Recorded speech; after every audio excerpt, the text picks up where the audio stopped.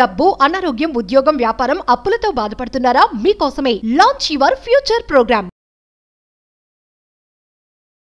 నమస్తే, welcome back to Suman TV. నేను మీ సంజయ్. ఈరోజు మనతో పాటు ఉన్నారు amphi registered mutual fund distributor Srinivas Reddy గారు. సార్తో మాట్లాడి పిఎంఎస్కి, మ్యూచువల్ ఫండ్స్కి అండ్ ఎస్ఐఎఫ్కి ఉన్న తేడా ఏంటో తెలుసుకుందాం. అండ్ అంతేకాకుండా ఏది ఎవరికి బెస్ట్ అనే విషయాన్ని కూడా చర్చించి తెలుసుకుందాం. నమస్తే సార్. నమస్తే సంజయ్.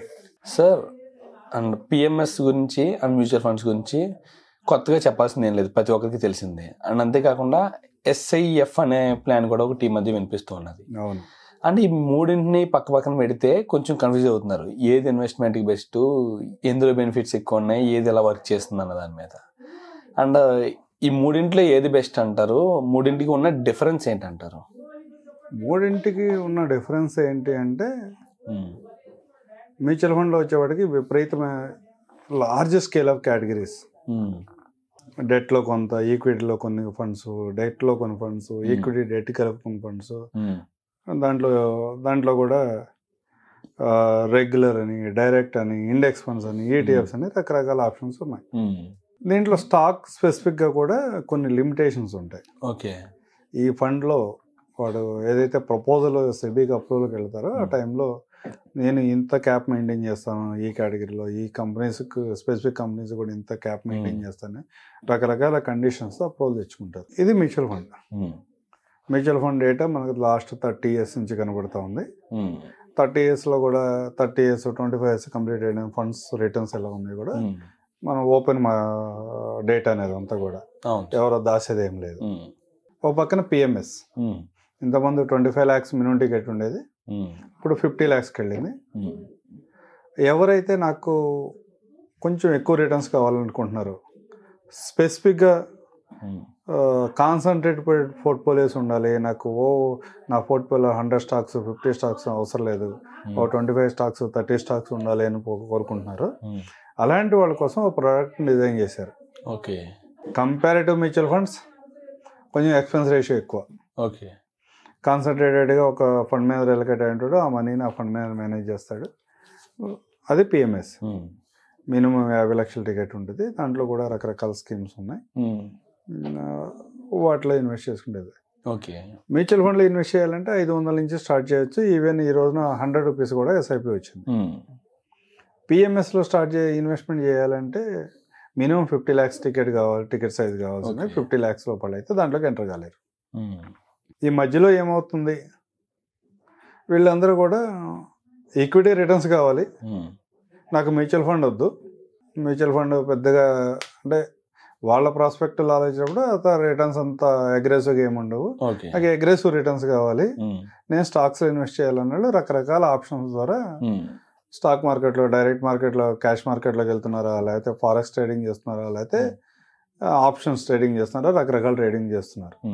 దీంట్లో ఒక డేటా ఏం చెప్తుంది అంటే, F&O అందరికీ తెలిసిందే. అవును సార్. 95% లాస్ మేకింగ్ ప్రోడక్ట్, మిగతా 5% జనరేట్ చేయగలుగుతున్నారు. ఈవెన్ క్యాష్లో కూడా రెగ్యులర్ ట్రేడింగ్ చేసేవాళ్ళు అదే పరిస్థితి. లెస్ దాన్ ఎఫ్డి రిటర్న్ మాత్రమే 70% 80% పీపుల్ జనరేట్ చేయగలుగుతున్నారు. ఓకే. ఏ రోజు అమ్ముతారు, రేపు బై చేస్తారు, మళ్ళీ ఎల్లుండి అమ్ముతారు. ఇలా రకరకాల ఆప్షన్స్ చేసినప్పుడు అతని కమిషన్స్ కానీ, ట్యాక్సెస్ కానీ, షార్ట్ టర్మ్ క్యాపిటల్ గెయిన్స్ కానీ, ఏమన్నా లాంగ్ టర్మ్ హోల్డ్ చేయగలిగితే లాంగ్ టర్మ్ క్యాపిటల్ గెయిన్స్ కానీ, ఇవన్నీ పోయిన తర్వాత ఏం పెద్ద రిటర్న్ ఏమి రావట్లేదు. చాలామంది లాస్ అవుతున్నారు కూడా. వీళ్ళని కూడా కంట్రోల్ చేసి వీళ్ళని కూడా ఒక ఆర్గనైజ్డ్ సెక్టార్లోకి తీసుకురావాలి. ఏదైతే 10 lakhs 15 lakhs 20 lakhs పెట్టగలిగే వాళ్ళు ఉన్నారో కూడా, ఎవరైతే మ్యూచువల్ ఫండ్ వద్దనుకుంటున్నారో, మ్యూచువల్ ఫండ్ మనకు సూట్ అవుతుంది అని ఫీల్ అవుతున్నారు, పిఎంఎస్ని అందుకోలేకపోతున్నారు. వీరి మధ్యలో ఉన్న పీపుల్ని కూడా ఆర్గనైజ్డ్గా వాళ్ళకి లాసెస్ లేకుండా ప్రాపర్గా ఆ మనీని ఆర్గనైజ్ చేసి స్టాక్ మార్కెట్లో ఇన్వెస్ట్ చేయించి రిటర్న్స్ తీసుకుందాము, రిటర్న్స్ ఇవ్వాలి అన్న కండిషన్లో స్పెషల్ ఎయిడ్ ఇన్వెస్ట్మెంట్ ఫండ్ అనేది ఒకటి క్రియేట్ చేశారు. ఓకే. కానీ ఇంకా అది బయటికి రాలేదు. ఇప్పుడు మనం ఏదైతే మాట్లాడున్నాం ఇవన్నీ ప్రాబబిలిటీస్. ఫండ్ రిలీజ్ అయ్యి ఫండ్ ఎలా మేనేజ్ చేద్దాం అనుకున్నారు, పోర్ట్ఫోలియోస్ని ఎలా కన్స్ట్రక్షన్ చేద్దాం అనుకున్నారు, ఫండ్స్ని ఎవరు మేనేజ్ చేస్తున్నారు, ఇవన్నీ తెలిస్తే కానీ దాని గురించి ఇంకెక్కువ మనం మాట్లాడడానికి అవకాశం ఉంటుంది. ఓకే. కానీ ఏ ప్రొడక్ట్ చేసినా వాలటిలిటీ రిస్క్ కామను. మార్కెట్లో ఏదైతే రిస్క్ ఏదైతే ఉందో ఆ రిస్క్ మ్యూచువల్ ఫండ్లో ఉంటుంది, ఎస్ఐఎఫ్లో ఉంటుంది, పిఎంఎస్లో ఉంటుంది. మ్యూచువల్ ఫండ్స్తో పోల్చుకుంటే ఎస్ఐఎఫ్లో కానీ ఎస్ఐఎఫ్తో పోల్చుకుంటే పిఎంఎస్లో కూడా రిస్క్ కొంచెం పెరుగుతుంది. ఎందుకంటే మ్యూచువల్ ఫండ్లో నేను నిప్పాన్ స్మాల్ క్యాప్ తీసుకుంటే దగ్గర 150+ స్టాక్స్లో ఇన్వెస్ట్ చేస్తాను ఈ మనీ. అవును సార్. వేరే చాలా మ్యూచువల్ ఫండ్స్లో వాళ్ళ స్మాల్ అండ్ మిడ్ సెక్టర్లో ఉన్నాయన్నీ కూడా 50+ స్టాక్స్లో ఇన్వెస్ట్ చేస్తున్నాయి. కానీ ఎస్ఐఎఫ్లో కానీ నీకు పిఎంఎస్లో కానీ అంత అగ్రెసివ్గా ఏమి వెళ్ళరు. వాళ్ళు కాన్సన్ట్రేటెడ్గా 20-30 స్టాక్స్లోనే ఉంటారు. ఆ స్టాక్స్లో ఉండి అక్కడే మేనేజ్ చేస్తారు. అంటే చర్నింగ్ చేస్తారు, లేకపోతే బ్యాలెన్సింగ్ చేయరండి, అన్నీ చేస్తారు. చేసినా కానీ స్టాక్ స్పెసిఫిక్గా ఉంటారు కాబట్టి కొంచెం రిస్క్ ఎక్కువ ఉంటుంది. అండ్ సార్ పిఎంఎస్ అనేది వాళ్ళ యావరేజ్ రిటర్న్స్ ఎంత జనరేట్ చేసే అవకాశం ఉందంటారు? మీరు పిఎంఎస్ ఫ్యాక్ట్ షీట్లు తీసుకుని చూడండి, మ్యూచువల్ ఫండ్ ఫ్యాక్ట్ షీట్లు తీసుకుని, లేకపోతే ఎక్స్పెక్టెడ్ రిటర్న్స్ అని తీసుకుని చూడండి, రెండు సేమే ఉంటాయి. ఓకే. మ్యూచువల్ ఫండ్లో కూడా 12% చెప్తున్నారు, 12 to 18% ఎక్స్పెక్టెడ్ రిటర్న్ అంటారు, 12% 13% ప్రొజెక్షన్ ఇస్తున్నారు. వాళ్ళు కూడా 17% కంటే ఎక్కువ నీకేం ప్రొజెక్షన్ ఇవ్వట్లేదు. ఓకే. కొన్ని సందర్భాల్లో ఎక్కువ రిటర్న్స్ కొన్ని స్కీమ్స్లో వస్తున్నాయి, కానీ యావరేజ్ రిటర్న్ తీసుకుంటే కనుక మ్యూచువల్ ఫండ్ పిఎంఎస్ కూడా రెండు దగ్గరగానే ఉన్నాయి. అండ్ సార్ వన్ థింగ్, ఇప్పుడు మ్యూచువల్ ఫండ్స్లో ఎక్స్పెన్స్ రేషియో అనేది మన ఇన్వెస్ట్మెంట్స్ని బట్టి కాకుండా మనం మన వచ్చిన రిటర్న్స్ పర్ఫార్మెన్స్ని బట్టి సంథింగ్ ఒక particular rate of expense ratio అనేది తీసుకుంటూ ఉంటారు. సార్ మ్యూచువల్ ఫండ్స్లో చూసుకుంటే ఎక్స్పెన్స్ రేషియో అనేది 1000 రూపాయలు ఇన్వెస్ట్ చేసిన వాడికి ఒకేలాగా ఉంటుంది, అంత మించి 10 lakhs ఇన్వెస్ట్ చేసిన వాడికి ఒకే రకంగా ఉంటుంది.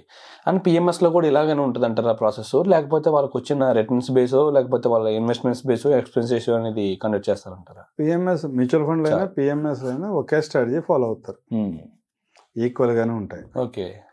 కానీ మ్యూచువల్ ఫండ్లో నువ్వు చూస్తావు 500 కోట్ల ఫండ్ ఉంటే ఒక ఎక్స్పెన్స్ రేషియో ఉంటుంది, 50,000 కోట్ల రూపాయలు ఉంటే ఒక ఎక్స్పెన్స్ రేషియో ప్లాన్ బట్టి. అదే ప్లాన్ బట్టి అదే పిఎంఎస్ కూడా అప్లికేబుల్ అవుతుంది. ఓకే.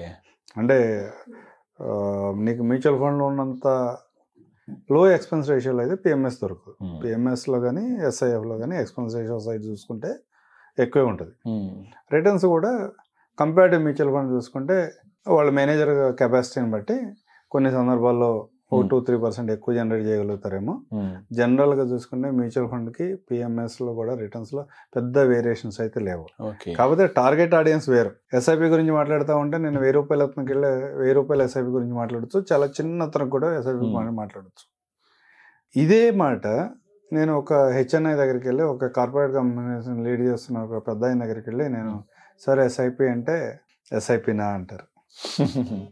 నేను ఎస్ఐపి గురించి చిన్న పర్సన్ దగ్గరికి వెళ్ళి ఒక 500 రూపాయల 1000 రూపాయల ఎస్ఐపి ఎక్స్ప్లెయిన్ చేయగలుగుతాను. అదే సందర్భంలో ఒక హెచ్ఎన్ఐ దగ్గరికి వెళ్ళాను అనుకోండి, నేను అక్కడ కూడా ఎస్ఐపి అంటే కొన్ని సందర్భాల్లో వాళ్ళు అరే ఎస్ఐపినా అనుకునేటట్టుగా మార్కెట్ క్రియేట్ చేసింది. వాళ్ళ ఆలోచనలు కాదు ఇవన్నీ, ఒక సేవింగ్స్ ప్లాన్ లా క్రియేట్ చేసింది మార్కెట్లో ఉన్న వాళ్ళందరూ కూడా ఒక సార్ మీరేంటి సార్ ఎస్ఐపి చేయటమేంటి సార్ అని అట్లా వాళ్ళు మామూలు చేసుకుని కొంచెం పెద్ద అంటే high ticket size plans create చేశారు. ఓకే. ఎవరు టార్గెట్ ఆడియన్స్ వాళ్ళు. ఒక ప్రోడక్ట్ని తయారు చేస్తున్నాం అంటే ప్రోడక్ట్ని ఎలా సెల్ చేయాలి, ఎవరికి సెల్ చేయాలి, ఈ రెండింటిని దృష్టిలో పెట్టుకుని డిజైన్ చేస్తాం కదా. డిజైన్ చేసినప్పుడు వాళ్ళకి మనం ఏం చెప్పాలి, ఎస్ఐపి గురించి చెప్పినట్టే పిఎంఎస్ గురించి చెప్తే రాదు కదా. అవును సార్. ఇవన్నీ కూడా స్ట్రాటజీ బిల్డ్ అవుతుంది. స్ట్రాటజీ బిల్డ్ అయిన తర్వాత ఈ ప్లాన్స్ అన్నీ స్టార్ట్ అవుతూ ఉంటాయి. కానీ బేసిక్గా తేడా అంటే మ్యూచువల్ ఫండ్కి పిఎంఎస్కి పెద్ద వేరియేషన్ అయితే ఏం లేదు. రిటర్న్స్లో కూడా ఎక్కడ పెద్ద వేరియేషన్ అయితే ఏం లేదు. Exactly sir. ఇక్కడ చూసుకుంటే మీరు అన్నట్టుగానే ఒక కార్పొరేట్ పీపుల్ని ఎస్ఐపి చేయమంటే వాళ్ళు కొంచెం ఆలోచిస్తారు, ఇదేంటి నేను సేవింగ్స్ చేయడం ఏంటి, ఇన్వెస్ట్మెంట్స్ చేస్తాను అన్న టైప్లో. అండ్ ఒక సాధారణ వ్యక్తి దగ్గరికి వెళ్ళి పిఎంఎస్లో ఇన్వెస్ట్ చేయండి అంటే నేను ఎక్కడి నుంచి 50 లక్షలతో ఇన్వెస్ట్ చేయడం అనే టైప్లో ఆలోచిస్తుంటారు. అసలు బేసిక్గా చూసుకుంటే ఒక కార్పొరేట్ పర్సన్స్కి కానీ ఒక మిడిల్ క్లాస్ పర్సన్స్కి కానీ ఈ రెండింటిలో ఏది బెస్ట్ అంటారు, ఏది జెన్యున్ ప్రోడక్ట్ అంటారు? అన్నీ జెన్యున్ ప్రోడక్టే, కానీ లిక్విడిటీ ఆప్షన్లో చూసుకుంటే కనుక మ్యూచువల్ ఫండే బెటరు. ఓకే. నీకు అవసరాన్ని తగ్గట్టుగా నీ అవసరం ఉన్నప్పుడల్లా నువ్వు మనీని విత్డ్రా చేసుకోవాలనుకుంటున్నావా, హై రిటర్న్స్ ఏమీ ఎక్స్పెక్ట్ చేయట్లేదా, రీజనబుల్ రిటర్న్స్ రావాలి, వాలటిలిటీ తక్కువ ఉండాలి, నాకు ఎప్పుడు కావాలంటే అప్పుడు నా మనీని విత్డ్రా చేసుకోవాలని నువ్వు ఫీల్ అవుతుండే కనుక ఈ 3 ప్రోడక్ట్లో కూడా మ్యూచువల్ ఫండే బాగుంటుంది. Thank you sir, thank you very much sir. Thank you Sanjay.